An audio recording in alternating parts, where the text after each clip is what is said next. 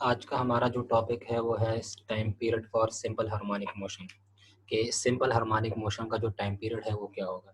तो उससे पहले आपको याद होगा कि हमने सिंपल हार्मोनिक मोशन जो है वो स्टार्ट की थी। उसको हमने काफ़ी डिटेल से पढ़ा था। उसका equation of simple harmonic motion ये भी हमने डिराइव किया था कि सिंपल हार्मोनिक मोशन के लिए जो जनरल इक्वेशन होती है वो भी हमने डिराइव की थी कि वो क्या है। उसके लिए फिर हमने वेलोसिटी और एक्सेलरेशन जो है, वेलोसिटी और टाइम के दरमियान हमने डिपेंडेंस जो है वो निकाली थी, ठीक है। उसमें हमने एक्सेलरेशन और टाइम के दरमियान जो रिलेशन है वो भी हमने निकाली थी। आज हम सिंपल हार्मोनिक मोशन का टाइम पीरियड जो है वो फाइंड करेंगे कि सिंपल हार्मोनिक मोशन का टाइम पीरियड जो है वो क्या होगा, ठीक है। तो सबसे पहले तो सिंपल हार्मोनिक मोशन आपको याद होगा। सिंपल हार्मोनिक मोशन क्या है कि ये स्ट्रेट लाइन, वो ऑसिलेटरी मोशन जो स्ट्रेट लाइन में हो, उस ऑसिलेटरी मोशन को हम क्या बोलते हैं, सिंपल हार्मोनिक मोशन बोलते हैं, ठीक है। तो time period for simple harmonic motion, तो सबसे पहले हम टाइम पीरियड को डिफाइन करेंगे कि टाइम पीरियड जो है वो क्या होता है। तो आपको पता होगा कि टाइम पीरियड को हम डिफरेंट सिचुएशन में डिफरेंट तरह से डिफाइन करते हैं। फॉर एग्जांपल अगर आप वाइब्रेशन के केस में ले लें, तो हम वाइब्रेशन के केस में हम डिफाइन करते हैं कि the time required for one vibration is called time period, ठीक है। या अगर आप सर्कुलर मोशन के फॉर्म में अगर आप इसको ले लें, तो हम कहते हैं कि the time required for one revolution is called its time period. तो यहाँ पे हम सिंपल हार्मोनिक मोशन की बात कर रहे हैं।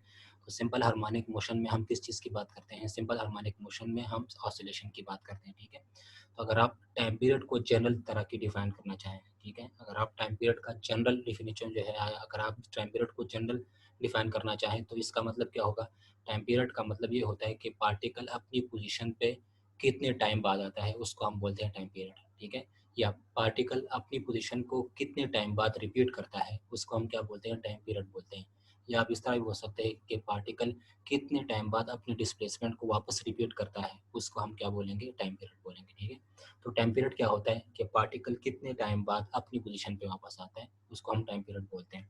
तो यहाँ पे हम सिंपल हार्मोनिक मोशन में हम किस चीज़ की बात करते हैं, सिंपल हार्मोनिक मोशन में हम ऑसिलेशन की बात करते हैं, ठीक है। तो यहाँ पे टाइम पीरियड को हम किस तरह डिफाइन करेंगे। टाइम पीरियड का जो यहाँ पे डिफिनेशन होगा वो होगा the time required for one revolution, the time required for one oscillation is called its time period. One revolution, one oscillation complete करने के लिए जो टाइम रिक्वायर्ड होता है उसको हम time period for simple harmonic motion जो है वो बोलेंगे, ठीक है। तो टाइम पीरियड क्या होता है, the time required for one oscillation is called time period. कि मतलब वन ऑसिलेशन जितने टाइम में कंप्लीट हो जाए उस टाइम पीरियड को हम, उस टाइम को हम क्या बोलेंगे, टाइम पीरियड बोलेंगे। फॉर एग्जांपल आपके पास ये एक ऑब्जेक्ट है, ठीक है, इसको आपने यहाँ से फोर्स एक्सर्ट किया, ठीक है, और आप इसको इस जगह पे लेके आए और फिर इसके बाद यहाँ पे आपने इसको रिलीज कर दिया, तो ये क्या करेगा, ये यहाँ से यहाँ तक, फिर यहाँ से यहाँ तक, फिर यहाँ से यहाँ तक, ठीक है, और फिर वापस अपनी पोजीशन पे जहाँ से आपने इसको डिस्प्लेस किया था उस पोजीशन पे वापस आएगा, ठीक है। तो इस तरह की मोशन को हम क्या बोलते हैं कि ये इसकी टाइम पीरियड होती है। मतलब पार्टिकल वापस अपनी पोजीशन पे आ जाए उसको हम क्या बोलेंगे, टाइम पीरियड बोलेंगे। कि अगर आपने यहाँ पे इस पार्टिकल को यहाँ से आपने रिलीज कर दिया, ठीक है, तो ये पार्टिकल इस पोजीशन पे आएगा, ठीक है, फिर यहाँ से यहाँ तक, फिर यहाँ से यहाँ तक और फिर यहाँ से यहाँ तक, ठीक है। तो यहाँ पे टाइम पीरियड में आप ये बात याद रखें कि यहाँ पे आपके पास फोर मोशन जो है वो होनी चाहिए, ठीक है। आपके पास जब फोर मोशन कंप्लीट होंगे तो आप एक टाइम पीरियड जो है वो कंप्लीट हो जाएगी। तो उसको हम क्या बोलते हैं, टाइम पीरियड बोलते हैं। कि वन ऑसिलेशन के लिए जो टाइम रिक्वायर्ड होगी उसको हम क्या बोलेंगे, time period for simple harmonic motion. तो इस यहाँ पे हम time period for simple harmonic motion जो है इसका इक्वेशन डिराइव करने की कोशिश करेंगे कि इसका जो इक्वेशन है वो क्या होगा। सिंपल हार्मोनिक मोशन के लिए हम टाइम पीरियड जो है वो क्या लिखेंगे। तो टाइम पीरियड क्या होता है, the time required for one oscillation is called its time period. कि वन ऑसिलेशन जितने टाइम में कंप्लीट होगा उसको हम कहेंगे कि ये टाइम पीरियड है, ठीक है। तो यहाँ पे आप टाइम पीरियड का डिफिनीशन आप इस तरह भी कर सकते हैं, मैंने आपको बताया कि पार्टिकल कितने टाइम बाद अपनी पोजीशन को रिपीट करता है उसको हम क्या बोलेंगे, टाइम पीरियड। या आप इस तरह बोल सकते हैं कि पार्टिकल कितने टाइम बाद अपनी डिस्प्लेसमेंट को रिपीट करता है, ठीक है, या पार्टिकल कितने टाइम बाद अपनी पोजीशन पे वापस आता है उसको हम क्या बोलेंगे, टाइम पीरियड, ठीक है। तो पार्टिकल जब वापस अपनी पोजीशन पे आएगा या आप वापस अपने डिस्प्लेसमेंट को रिपीट करेगा तो वहाँ पे जब वो पार्टिकल जब वापस आएगा अपनी पोजीशन पे, तो वहाँ पे उसकी वही वेलोसिटी होगी जिस जहाँ पे उसकी पहले टाइम की वेलोसिटी थी, ठीक है। फॉर एग्जांपल आपके पास एक पार्टिकल जो है उसने यहाँ से ऑसिलेशन जो है वो स्टार्ट कर दी, ठीक है। तो फिर यहाँ से यहाँ तक आया, ठीक है, फिर यहाँ से यहाँ तक, फिर यहाँ से यहाँ तक, फिर यहाँ से यहाँ तक। तो यहाँ पे जिस टाइम पे इनिशियल इसकी वेलोसिटी थी, ठीक है, तो ये जब वापस अपनी पोजीशन पे जब आएगा, एक टाइम पीरियड कंप्लीट करके वापस अपनी पोजीशन पे जब आएगा, तो इसकी वेलोसिटी भी वही होगी, ठीक है, वेलोसिटी सेम। तो पार्टिकल जब अपनी पोजीशन पे वापस आएगा तो उसकी वेलोसिटी जो है वो भी सेम होनी चाहिए, ठीक है। इसको भी हम टाइम पीरियड के डेफिनेशन में जो है वो लिख सकते हैं, ठीक है, कि टाइम पीरियड क्या होता है कि जब पार्टिकल अपनी पोजीशन पे वापस आ जाता है उसको हम बोलते हैं कि ये टाइम पीरियड होता है, ठीक है। कितने टाइम बाद पार्टिकल अपनी पोजीशन पे वापस आ जाता है उसको हम टाइम पीरियड बोलते हैं, ठीक है। तो पार्टिकल जब वापस अपनी पोजीशन पे आएगा तो उसकी वेलोसिटी जो जिस जगह से वो गया था, ठीक है, और वापस अपनी पोजीशन पे आ गया, तो उसकी वेलोसिटी भी वही होगी जो उसकी इनिशियल वेलोसिटी थी, ठीक है। तो यहाँ पे हम कह सकते हैं कि उसकी वेलोसिटी जो है वो भी क्या होगी, कांस्टेंट होगी और यहाँ पे सेम होगी, ठीक है। जब पार्टिकल वापस अपनी पोजीशन पे आ जाएगा तो उसकी वेलोसिटी जो है वही होगी जो इसकी इनिशियल वेलोसिटी थी। तो यहाँ पे हम जो सिंपल हार्मोनिक मोशन के लिए टाइम पीरियड है उसको डिराइव करने की कोशिश यहाँ पे करेंगे। तो हम कहेंगे कि लेट्स सपोज कि हमारे पास जो टाइम पीरियड है स्टार्ट में, वो हमारे पास टाइम पीरियड जो है वो टी है। फॉर एग्जांपल आपके पास एक पार्टिकल है, ठीक है, जिस तरह आपने स्प्रिंग मास सिस्टम, आपको मैंने कहा था कि आपके पास एक स्प्रिंग मास सिस्टम है, ठीक है। यहाँ पे आपने मास अटैच की हुई स्प्रिंग के साथ, ये इसकी मेन पोजीशन है, ठीक है। इस स्प्रिंग को आप डिस्प्लेस करते हैं इस पार्टिकल को यहाँ से, ठीक है। फिर इसके बाद यहाँ पे जब आप इसको स्ट्रेच करते हैं तो इसके बाद आप इसको रिलीज कर देते हैं। तो ये पार्टिकल क्या करेगा, ये यहाँ पे आएगा, ठीक है। फिर इसके बाद यहाँ पे, फिर इस पोजीशन पे, फिर वापस अपनी इस पोजीशन पे आएगा, ठीक है। तो इस यहाँ पे जो टाइम इसने लिया है, ठीक है, उस टाइम को हम क्या बोलते हैं, टाइम पीरियड बोलते हैं, ठीक है। तो मैं कह रहा हूँ कि स्टार्ट में जो इसकी टाइम पीरियड है जो यहाँ पे इसने ली है, उस टाइम पीरियड को मैंने क्या नाम दिया, टाइम पीरियड टी, ठीक है। तो हम कहेंगे कि लेट्स सपोज कि इसने जो एक टाइम पीरियड में जो टाइम लिया है उसको हम क्या बोलेंगे, let's suppose the time period for one oscillation. हम सपोज कर देते हैं कि वन ऑसिलेशन में या एक ऑसिलेशन में इसने जो टाइम लिया है वो टाइम क्या है, टी, ठीक है। तो मैंने क्या लिखा, let's suppose the time period for one oscillation S T, कि यहाँ से यहाँ तक, फिर यहाँ से यहाँ तक, फिर यहाँ से यहाँ तक, मतलब अपनी पोजीशन पे जब वापस आया है तो इसने जो टाइम लिया है उस टाइम को मैंने यहाँ पे नाम दिया है कैपिटल टी का, ठीक है। तो हम कह देते हैं कि लेट्स सपोज जो इसने टाइम लिया है वो टाइम कितना है, कैपिटल टी, ठीक हो गया। फिर आपको मैंने क्या कहा था कि टाइम पीरियड क्या होता है कि पार्टिकल कितने टाइम बाद अपनी पोजीशन को रिपीट करता है या पार्टिकल कितने टाइम बाद अपनी डिस्प्लेसमेंट को रिपीट करता है, उसको हम टाइम पीरियड बोल सकते हैं, ठीक है। तो फॉर एग्जांपल जब यहाँ पे आपने इसको डिस्प्लेस किया था, ठीक है, तो यहाँ से यहाँ तक जब आया और यहाँ से यहाँ तक आया, ठीक है, तो इसने जो डिस्प्लेसमेंट कवर की होगी वो x1 होगी, ठीक है। तो ये पार्टिकल जब यहाँ से यहाँ तक फिर आएगा और फिर वापस अपनी पोजीशन पे आएगा, ठीक है, तो इसकी जो डिस्प्लेसमेंट होगी वो क्या होगी, x2, ठीक है। तो मतलब क्या होगा इसका कि यहाँ पे x1 जो है वो किसके इक्वल होगा, x2 के इक्वल होगा, क्योंकि पार्टिकल जो है वो अपनी पोजीशन पे वापस आया, ठीक है। क्या किया मैंने यहाँ पे कि पार्टिकल को आपने यहाँ से रिलीज किया था, ठीक है, फिर पार्टिकल इस पोजीशन पे आया, फिर उसके बाद इस पोजीशन पे, ठीक है। तो यहाँ पे आप देखें इसकी जो डिस्प्लेसमेंट कवर की है वो x1 है, ठीक है। फिर आपको देखें पार्टिकल यहाँ से यहाँ तक आया, फिर पार्टिकल यहाँ से यहाँ तक आया, ठीक है। तो इसने जो डिस्प्लेसमेंट कवर की है वो x2 है, ठीक है। तो आप देखें कि पार्टिकल वापस अपनी पोजीशन पे आया है। इसका मतलब क्या है, x1 जो है वो किसके इक्वल होगा, x2 के इक्वल होगा, ठीक है। मतलब पार्टिकल की पोजीशन वही सेम होगी। पार्टिकल कितने टाइम बाद अपनी पोजीशन को रिपीट करता है उसको हम टाइम पीरियड बोलते हैं ना, ठीक है। तो यहाँ पे x1 और x2 किसके, x1 जो है x2 के इक्वल होगा यहाँ पे, तो हम कह देते हैं कि x1 is equal to x2, ठीक है। और टाइम पीरियड जो यहाँ पे हमने कंसिडर की है, जो टाइम इसने लिया है, ये एक ऑसिलेशन पूरा करने में इसने जो टाइम लिया है वो कितना है, कैपिटल टी, ठीक है। तो हमारे पास x1 is equal to x2 है। फिर आपको पता होगा कि x1 जो है वो किसके इक्वल होता है, x1 को हमने डिराइव किया था सिंपल हार्मोनिक मोशन का जो जनरल इक्वेशन था, उसमें हमने x डिराइव किया था कि x क्या होता है। तो x को हम लिखते हैं a sin omega t plus phi, ठीक है। तो x1 की जगह हम यहाँ पे क्या लिख लेंगे, a sin omega t plus five is equal to x2, ठीक है। तो x2 की जगह हम क्या लिखेंगे, ए साइन ओमेगा। यहाँ पे आप टाइम की बात आ गई, ठीक है। यहाँ पे स्टार्ट में इसका जो टाइम था वो क्या था, टी, ठीक है। लेकिन आप यहाँ पे देखें, जब पार्टिकल ने एक ऑसिलेशन कंप्लीट की, ठीक है, तो उसके टाइम जो है वो कितनी हो जाएगी, ये टाइम जो इसने लिया है, ठीक है, और जो टोटल टाइम पीरियड उसने लिया है, ठीक है, वो टोटल टाइम जो है वो इन दोनों के सम के बराबर हो जाएगी, ठीक है। यहाँ पे आप देखें, आपने पार्टिकल को जो है उसको रिलीज किया था, ठीक है, तो कैपिटल टी टाइम के बाद, या यहाँ पे टाइम पीरियड टी टाइम के बाद वो पार्टिकल जो है वो अपनी पोजीशन पे वापस आया, ठीक है। तो इस तरह से, ठीक है। तो पार्टिकल वापस अपनी पोजीशन पे यहाँ पे आया, ठीक है। तो इसने जो टोटल टाइम लिया था वो टी था, ठीक है, और स्टार्ट में इसका टाइम क्या था, स्टार्ट में इसका टाइम टी होगा, ठीक है। तो यहाँ पे आप देखें कि इसने स्टार्ट में तो इसकी जो पोजीशन थी वो x1 थी, ठीक है। तो यहाँ पे तो हम कह सकते हैं कि x1 is equal to a sine omega t plus five is equal to, यहाँ पे आप देखें x2, तो x2 तो यहाँ से यहाँ तक जो पोजीशन है वही है, ठीक है। तो यहाँ पे आप देखें, यहाँ ये पार्टिकल जब यहाँ पे वापस अपनी पोजीशन में आएगा, ठीक है, तो इसने कुछ टाइम लिया होगा, ठीक है। उस टाइम को हमने क्या नाम दिया था, कैपिटल टी, उसको हम टाइम पीरियड बोलते हैं, ठीक है। जब ये पार्टिकल वापस अपनी पोजीशन पे आएगा तो इसने कुछ टाइम लिया होगा, ठीक है। तो यहाँ पे उस टाइम पीरियड को हमने क्या नाम दिया था, टी, कैपिटल टी का नाम दिया था, ठीक है।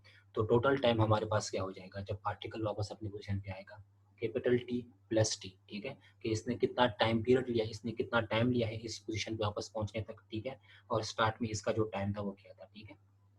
तो यहाँ पे ओमेगा और टी की जगह हम क्या लिख लेंगे, इन दोनों टाइम को जो ऐड कर लेंगे, क्योंकि टोटल टाइम इसने क्या लिया होगा, टी प्लस टी, ठीक है।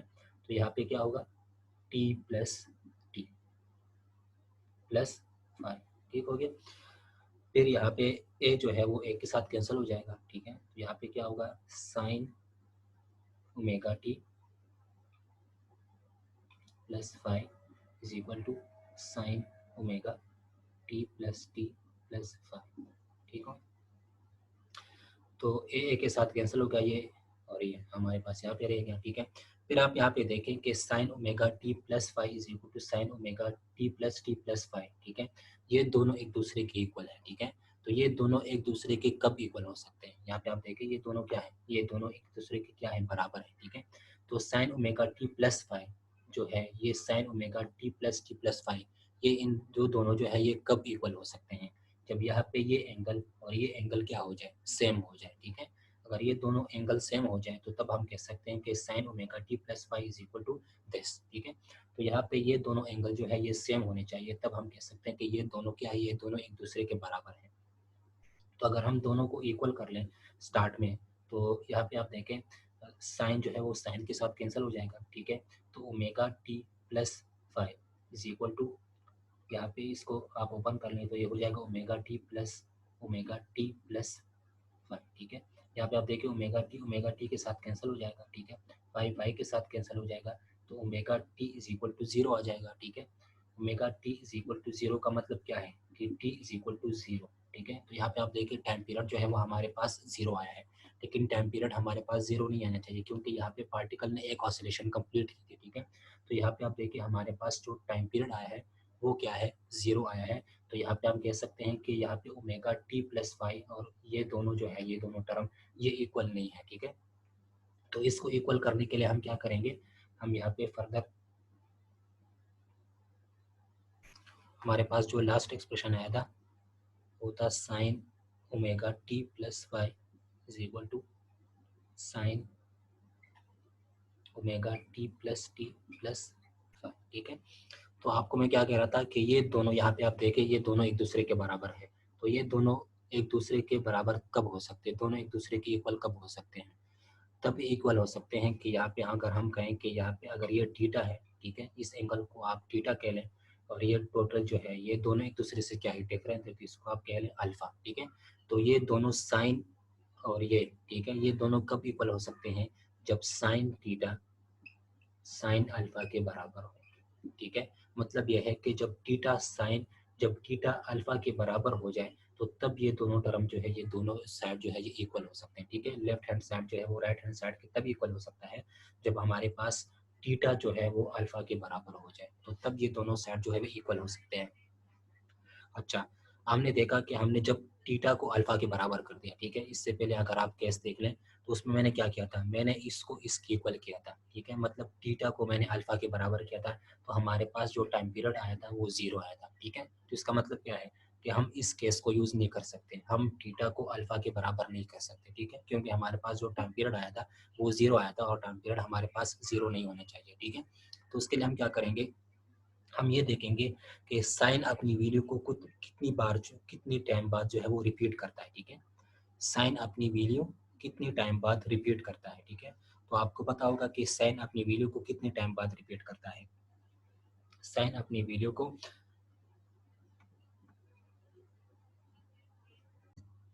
तो आपको मैं कह रहा था कि यहाँ पे थीटा और अल्फा जो है, अगर हम थीटा और अल्फा को इक्वल कर देते हैं यहाँ पे, ठीक है, तो टाइम पीरियड हमारे पास 0 आ जाता है, ठीक है? तो इसका मतलब ये है कि हम इस केस को यूज़ नहीं कर सकते, क्योंकि ये दोनों टर्म जो है ये तभी इक्वल हो सकते हैं जब थीटा जो है वो अल्फा के बराबर हो, ठीक है? तो अगर हमने देखा कि थीटा जब अल्फा के बराबर है तो टाइम पीरियड हमारे पास क्या आ रही है, 0 आ रही है, ठीक है?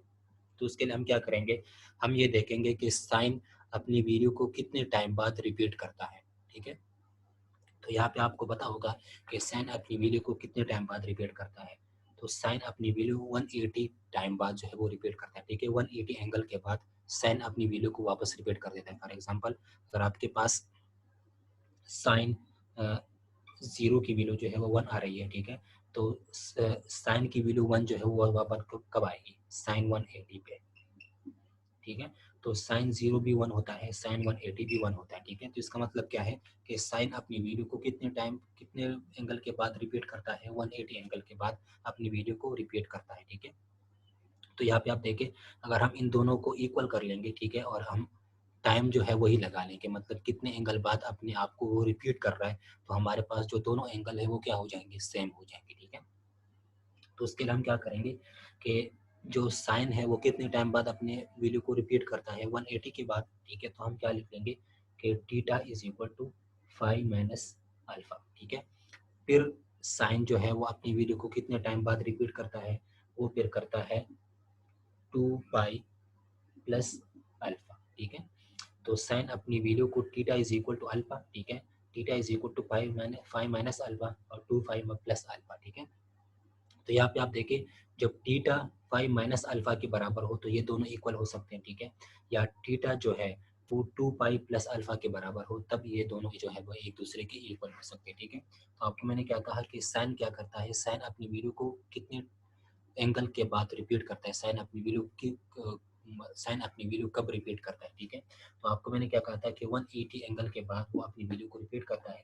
फिर साइन की वही वैल्यू कब आएगी? जब आप 2 पाई प्लस अल्फा लगाएंगे, ठीक है?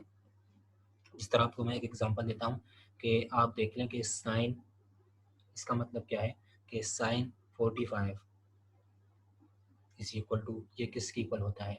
Sine 180 minus 45 is equal to sine 360 plus 45, ठीक है? या आप देख लें कि इन तीनों की वैल्यूज जो है वो क्या होती है? इक्वल होती है, ठीक है, बराबर आती है। अगर आप देख लें साइन 45, तो इसकी वैल्यू वही आएगी। अगर आप इसको देख लें तो इसकी वैल्यू भी इसके इक्वल आएगी। अगर अगर आप इसको देख लें तो इसकी वैल्यू भी इसके इक्वल होगी, ठीक है? तो आप देख लें साइन अपनी वैल्यू को 180 के बाद आप रिपीट कर रहा है, ठीक है? तो यहाँ पे आप देखें साइन 45 इसके इक्वल होगा और ये इसके इक्वल होगा, ठीक है? और इन तीनों का जो आंसर आएगा वो क्या होगा? सेम होगा, ठीक है? इसका आंसर इसके इक्वल होगा और इसका आंसर इसके इक्वल होगा और इसका जो आंसर आएगा वो भी इसके इक्वल होगा, ठीक है? तो यहाँ पे आप देखें इन तीनों की जो वैल्यू है वो क्या होगी? सेम आएगी, ठीक है? तो इसलिए आपको मैंने कहा कि साइन अपनी वैल्यू को कितने टाइम बाद रिपीट करता है? 5 माइनस अल्फा और 2 पाई प्लस अल्फा के बाद, ठीक है? अच्छा, यहाँ पे हमारे पास फिर प्रॉब्लम क्या है कि आपको मैंने क्या कहा था कि जब पार्टिकल वापस अपनी पोजीशन पे आता है, ठीक है, तो उसकी डिस्प्लेसमेंट वही होगी, ठीक है, मतलब उस जब पार्टिकल वापस अपनी पोजीशन पे आता है तो एक्स उसकी वही होगी, ठीक है? तो हमने कहा x1 is equal to x2। फिर यहाँ पे आपको मैंने क्या कहा था कि पार्टिकल जब वापस अपनी पोजीशन पे आएगा तो उसकी जो इनिशियल वेलोसिटी थी वो ही उसकी फाइनल वेलोसिटी भी होगी, ठीक है? तो अगर स्टार्ट में उसकी इनिशियल वेलोसिटी जो है वो क्या थी? v1, ठीक है? तो बाद में उसकी जो फाइनल वेलोसिटी होगी वो क्या होगी? वो होगी v2, ठीक है? तो हम कह सकते हैं कि v1 जो है वो किसकी इक्वल होगा? v2 की इक्वल होगा, ठीक है? आपको मैंने क्या कहा था कि जब पार्टिकल वापस अपनी पोजीशन पे आता है, ठीक है, तो उसकी वेलोसिटी जो है वो भी सेम होनी चाहिए, ठीक है। जब पार्टिकल वापस अपनी पोजीशन पे आता है तो उसकी वेलोसिटी वही होनी चाहिए जो उसकी इनिशियल वेलोसिटी थी, ठीक है। तो यहाँ पे हम क्या कहेंगे कि v1 is equal to v2, क्योंकि पार्टिकल वापस अपनी पोजीशन पे आया है, उसने एक ऑसिलेशन कंप्लीट कर दी है, ठीक है। तो v1 क्या होगा, v1 जो है वो किसके इक्वल होगा, v2 के इक्वल होगा। अच्छा, आपको पता होगा कि v1 जो है वो v जो है वो किसके इक्वल होता है, v जो है वो इक्वल होता है omega a cos omega t plus five, ठीक है। तो यहाँ पे हम क्या करेंगे, v1 की जगह क्या पुट कर लेंगे, ये पुट कर लेंगे। तो omega a cos omega t plus five is equal to v2। तो v2 की जगह हम यहाँ पे क्या लिखेंगे, ओमेगा a cos ओमेगा, और t की जगह हम यहाँ क्या लिखेंगे, t plus capital T plus five, ठीक है। क्योंकि ये टाइम जो है इसने लिया था वापस, जब ये वापस अपनी पोजीशन पे आएगा तो इसने कुछ टाइम लिया होगा, वो टोटल टाइम कितना होगा, t प्लस कैपिटल T, ठीक है। तो v1 की जगह मैंने क्या लिखा, omega a cos omega t plus five. ये हमने प्रूव किया था कि वेलोसिटी जो है वो इसकी इक्वल होती है, ठीक है, सिंपल हार्मोनिक मोशन में। तो v1 की जगह हम इस ये वैल्यू को पुट कर लेंगे इज इक्वल टू v2 की जगह ये वैल्यू पुट कर लेंगे। तो आप देखिए ओमेगा ए के साथ कैंसिल हो गया, ठीक है। तो यहाँ पे हमारे पास क्या आया, cos omega t plus five is equal to cos omega t plus five, ठीक है। तो यहाँ पे आप देखिए ये दोनों जो है ये दोनों एक दूसरे के इक्वल आ रहे हैं, ठीक है। तो ये दोनों एक दूसरे के इक्वल कब हो सकते हैं, जब ये एंगल इस एंगल के बराबर हो जाए, ठीक है। मतलब ये है कि जब थीटा जो है वो अल्फा के बराबर हो जाए तो कॉस और ये कॉस ये क्या हो जाएंगे, सेम हो जाएंगे, ठीक है। ये आप देखें, अगर आप इस एंगल को भी थीटा कर लें और इस एंगल को भी थीटा कर लें, ठीक है, तो दोनों कॉस जो है वो क्या हो जाएंगे, यहाँ पे आपको मैं लिख देता हूँ कि फॉर एग्जाम्पल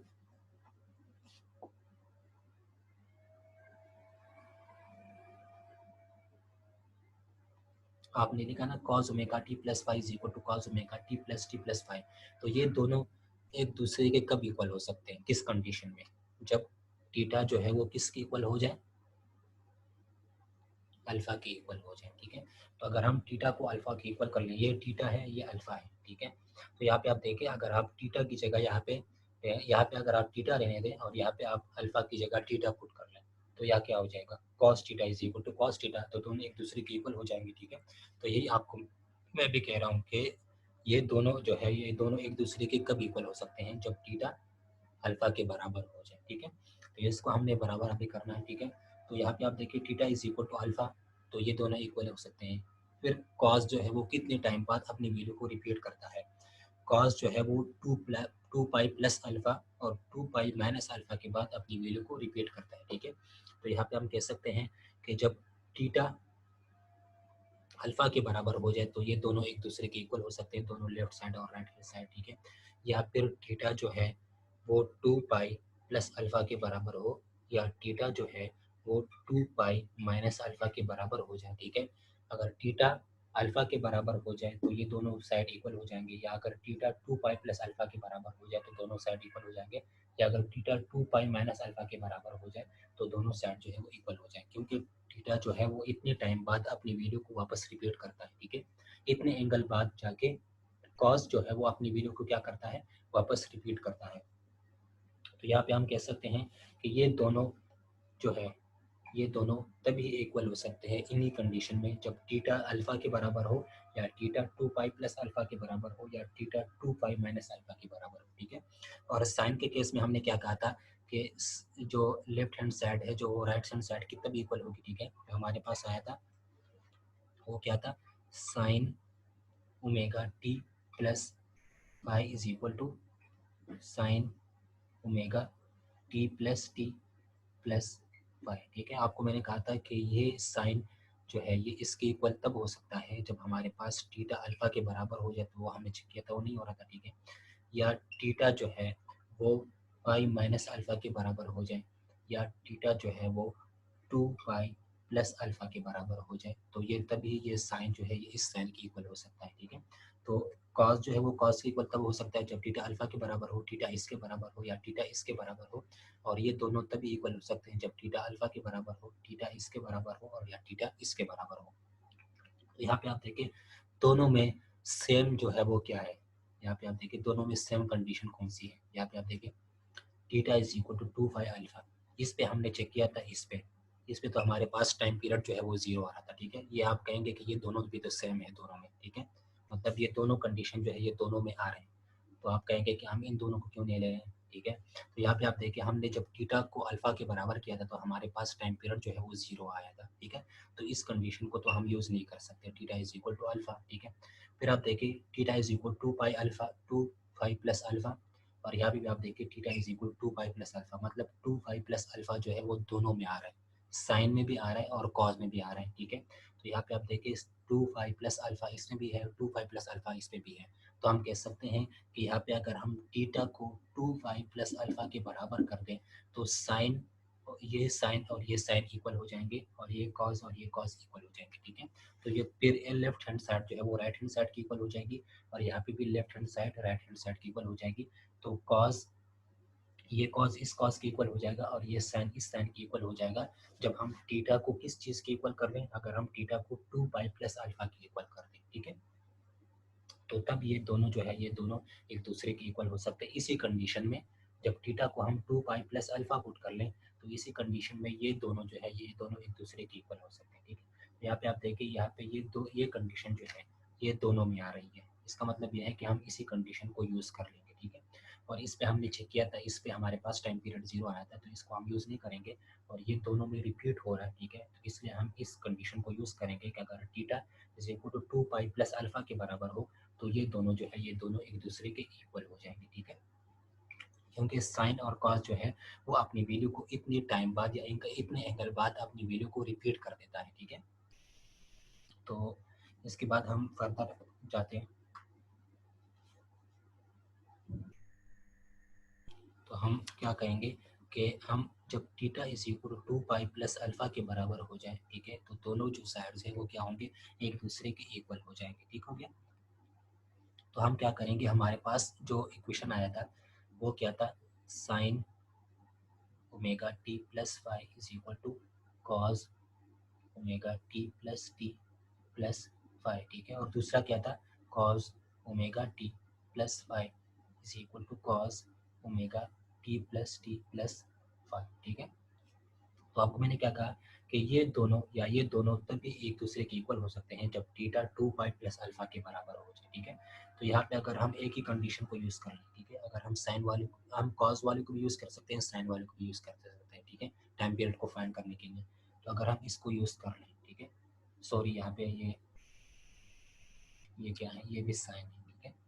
तो ये साइन इस साइन के तभी इक्वल हो सकता है जब थीटा हमारे पास क्या हो 2 पाई प्लस अल्फा, ठीक है। और दूसरा क्या है, cos omega t plus phi is equal to cos omega t plus phi, ठीक है।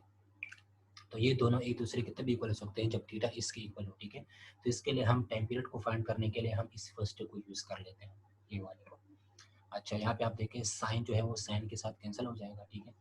फिर आपको मैंने क्या कहा कि जब थीटा 2 पाई प्लस अल्फा के बराबर हो जाए, ठीक है, तो तब ही ये दोनों एक दूसरे के इक्वल हो सकते हैं, ठीक है। तो यहाँ पे हम क्या करेंगे, ओमेगा टी प्लस थीटा यहाँ पे है, ठीक है, तो थीटा की जगह हम यहाँ पे ये सॉरी है क्या है, ये फाई है, थीटा नहीं है,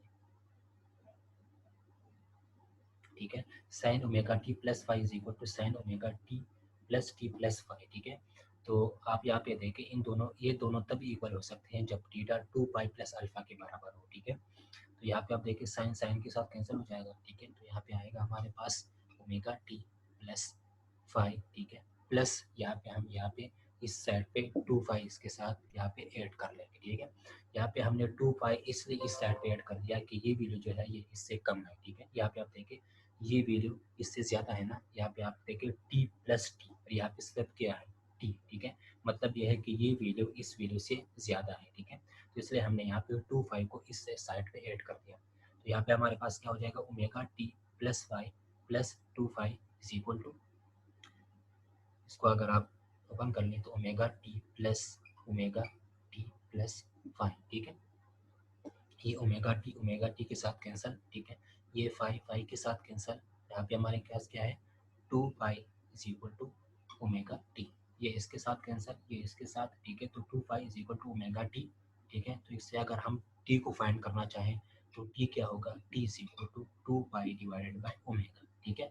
और इसी को हम क्या बोलते हैं, इसी को हम बोलते हैं time period for simple harmonic motion. तो ये होता है time period for simple harmonic motion, जिसको हम टी से रिप्रेजेंट करते हैं, वो इक्वल होता है 2 पाई डिवाइडेड बाय ओमेगा, ठीक है। ओमेगा यहाँ पे क्या है, ओमेगा यहाँ पे एंगुलर फ्रीक्वेंसी है, ठीक है। तो ओमेगा यहाँ पे क्या है, ओमेगा यहाँ पे एंगुलर फ्रीक्वेंसी है। तो ओमेगा को भी फाइंड करने के लिए एक मेथड जो है वो यूज़ करना होता है, मैं भी वो भी आपको मैं कर देता हूँ यहाँ पे। तो यहाँ पे हमारे पास जो टाइम पीरियड होगा वो क्या होगा, 2 पाई डिवाइडेड बाय ओमेगा, ठीक है। और इसको हम क्या बोलते हैं, टाइम पीरियड और सिंपल हार्मोनिक मोशन। ये सिंपल हार्मोनिक मोशन की टाइम पीरियड है, ठीक हो गया। अच्छा, तो ये है t is equal 2 pi divided by omega, या हम इसको बाज़ जगहों पे आपको इस तरह भी जाएगा, टी इज इक्वल टू 2 पाई। अच्छा, ओमेगा आपको याद होगा, ओमेगा किसके इक्वल होता है, under root k divided by m, ठीक है। तो अगर हम इसको लिखना चाहें तो हमारे पास जो टाइम पीरियड है वो क्या आएगी, t is equal to 2 pi under root m divided by k, ठीक है। T is equal to 2 pi under root m divided by k. तो पांच जगहों पे आपको जो time period for simple harmonic motion है, सिंपल हार्मोनिक मोशन की जो टाइम पीरियड है वो आपको इस फॉर्म में नजर आएगी, ठीक है। तो ये और ये दोनों सेम होते हैं, ठीक है। यहाँ पे आप देखिए T is equal 2 pi divide by omega, omega हमें पता है कि वो किसके इक्वल होता है, under root k divided by m, ठीक है। तो अगर आप इसको ऊपर लें तो ये क्या हो जाएगा, t is equal to 2 pi under root m divided by k, ठीक हो गया। तो ये भी time period for simple harmonic motion है। अब मैं यहाँ पे आपको एक टाइम पीरियड के लिए एक शॉर्टकट बता देता हूँ। सिंपल हार्मोनिक मोशन का जो टाइम पीरियड है उसको अगर आपने आसानी से निकालना है तो उसके लिए आप क्या करेंगे, ठीक है। तो वो शॉर्टकट भी आपको मैं कर देता हूँ यहाँ पे कि time period for simple harmonic motion, ठीक है। इसके लिए शॉर्टकट क्या होगा कि आपको पता होगा कि हमारे पास जो एक्सेलरेशन और डिस्प्लेसमेंट के दरमियान रिलेशन है वो क्या है, a is equal to minus omega square into x. ये क्वेश्चन आपको पता होगा कि एक्सेलरेशन और डिस्प्लेसमेंट के दरमियान जो रिलेशन है सिंपल हार्मोनिक मोशन में वो क्या होता है, a is equal to minus omega square into x, ठीक है। फिर आपको पता होगा कि ओमेगा किसकी इक्वल है, ओमेगा यहाँ पे हमने ओमेगा को किस चीज़ से रिप्लेस किया था, ठीक है। यहाँ पे किस कौन सी चीज़ आ रही थी जिस पे हमने ओमेगा को रिप्लेस किया था, ठीक है। यहाँ पे ओमेगा जो है वो किसकी इक्वल था, omega under root k divided by m इसके इक्वल था, ठीक है। अच्छा, तो omega is equal to under root k divide by m की इक्वल होता है। फिर आपको पता होगा कि ओमेगा जो है वो एंगुलर फ्रीक्वेंसी वो किसकी इक्वल होती है, ओमेगा जो है वो 2 पाई एफ की भी इक्वल होती है, ठीक है। तो ओमेगा 2 पाई एफ की भी इक्वल होती है, omega under root k divide by m की इक्वल भी होती है, ठीक है। तो अगर हम इन दोनों को कंपेयर कर लें, ठीक है, अगर हम दोनों को कंपेयर कर लें तो यहाँ पे आप देखें, अगर मैं यहाँ पे इसकी जगह ओमेगा स्क्वायर लिख लूँ, ठीक है, तो ओमेगा स्क्वायर क्या होगा, के डिवाइडेड बाय एम, ठीक है। Omega square is equal to k divide by m, omega square यहाँ पे क्या है, omega square k divide by m की इक्वल है, ठीक है। और ओमेगा जो है वो हमारे पास 2 पाई एफ की भी इक्वल होता है। तो अगर हम इसका स्क्वायर लें तो ओमेगा स्क्वायर क्या हो जाएगा, 2 pi f into whole square, ठीक है। तो यहाँ पे आप देखिए ये हमारे पास ओमेगा स्क्वायर ये भी आया है, ओमेगा स्क्वायर ये भी आया है, ठीक है। तो अगर हम इन दोनों को कंपेयर कर लें तो क्या होगा, k divided by m is equal to 2 pi f into whole square, ठीक है। अच्छा, इसके बाद अगर आप दोनों साइड से इसका स्क्वायर रूट लें, ठीक है, तो क्या होगा, 2 pi f is equal to, यहाँ पे ये स्क्वायर अंडर रूट के साथ कैंसिल हो जाएगा, 2 pi f is equal to under root of k divided by m, ठीक है। तो यहाँ पे आप इस जगह से भी कर सकते हैं कि omega is equal to under root k divide by m और omega is equal to pi f. तो ये दोनों ओमेगा है, दोनों को आप कंपेयर कर लें तो हमारे पास 2 pi f is equal to under root of k divided by m जो है यहाँ पे आएगा। अच्छा, फिर आपको पता होगा कि फ्रीक्वेंसी और टाइम के साथ, फ्रीक्वेंसी और टाइम के दरमियान रिलेशन क्या होता है। फ्रीक्वेंसी जो है ये इनवर्सली प्रोपोर्शनल होती है टाइम की, ठीक है। F is inversely proportional to time period. अगर आप टाइम पीरियड बढ़ाएंगे तो फ्रीक्वेंसी कम होगी, अगर आप फ्रीक्वेंसी को बढ़ाएंगे तो टाइम पीरियड जो है वो कम होगी, ठीक है। तो इन दोनों के दरमियान रिलेशन जो है वो क्या होता है, f is equal to 1 divided by t. तो अगर आप यहाँ पे एफ की जगह 1/t पुट कर लें तो क्या होगा, 2 पाई एफ की जगह यहाँ पे 1/t पुट कर लें is equal to under root of k divided by m, ठीक हो गया। मैंने यहाँ पे क्या किया है, फ्रीक्वेंसी की जगह मैंने 1/t पुट कर दिया, क्योंकि फ्रीक्वेंसी जो है उसका टाइम पीरियड के साथ क्या रिलेशन होता है, ये दोनों एक दूसरे के इनवर्स प्रोपोर्शनल होते हैं, ठीक है। तो f is equal to 1 divided by t, f की जगह मैंने लिखा यहाँ पे ये आपको पता होगा ये relation, f is equal to 1/t।